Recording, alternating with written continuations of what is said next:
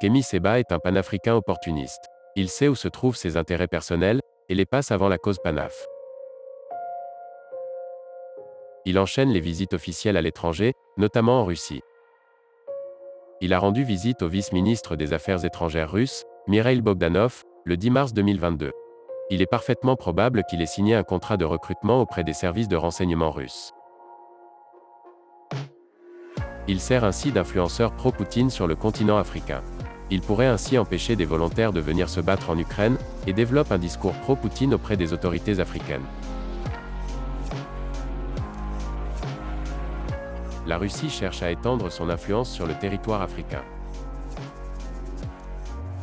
Suite à l'échec de l'opération d'annexion de l'Ukraine, Poutine cherche une porte de sortie.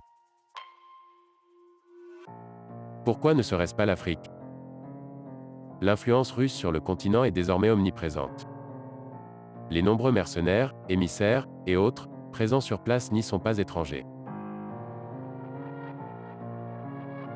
Dans cette histoire, Kémy Séba n'est pas un simple pion du Kremlin. Il tire profit de la situation actuelle. Sans doute que jouer les espions russes doit nourrir chez lui un fantasme. Cependant, la cause panafricaniste qu'il défendait jusqu'à présent semble bien loin. Je ne suis pas un idiot, mais je n'aime pas la désinformation.